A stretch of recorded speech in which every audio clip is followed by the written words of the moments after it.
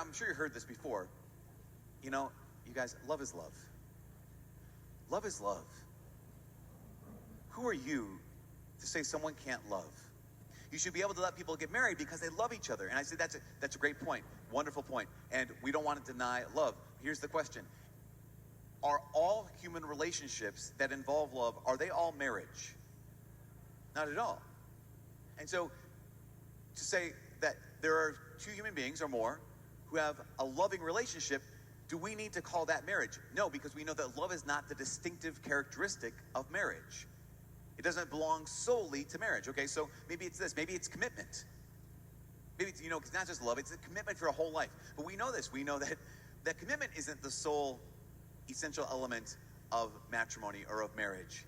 Because we have a lot of human relationships that involve commitment. What about mutual support? Like there's a sense of like there's not only love, there's not only commitment, there's also this mutual support. And I remember I live right down the street from a Benedictine monastery. And the nuns who live in this Benedictine monastery, they love each other. They have a level of commitment to each other and to the Lord. And they have a level of mutual support that they have for each other. Now, will we call that marriage? So no, because it's lacking even more essential element. What about exclusivity? And here's where we're going to get to like where we're landing. Because what we're going to hear a lot of times is this. What we're going to hear is that you're denying someone love, the ability to commit to each other. You're denying someone that mutual support and respect that they get.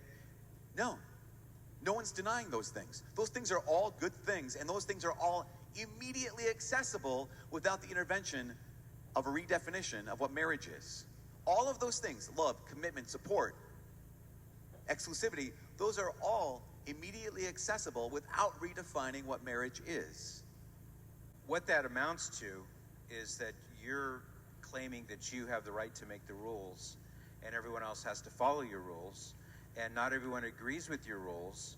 And what's so bad if somebody says, I want to call football baseball?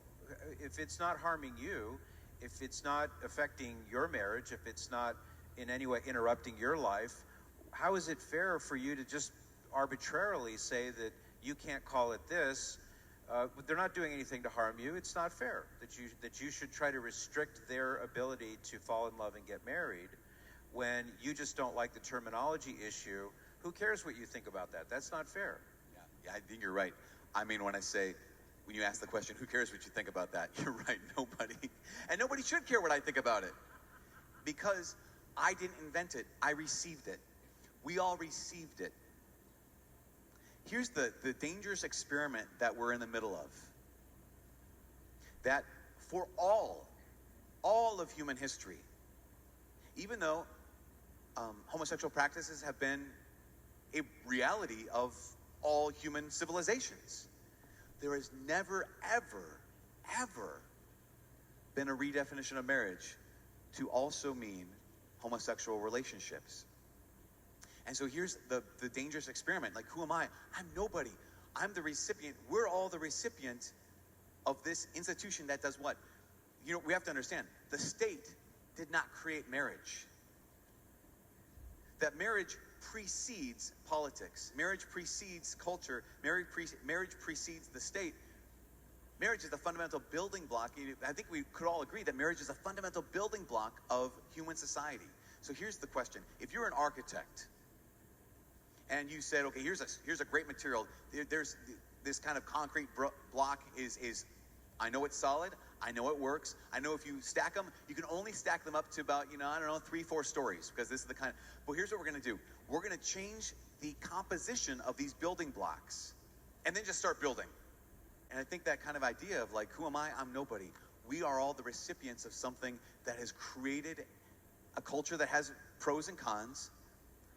But what will happen if we cease to promote heterosexual bonding, which has created, yes, some bad cultures, but also some incredible cultures? I think it's too big of an issue just to jump into without doing some other kind of work first.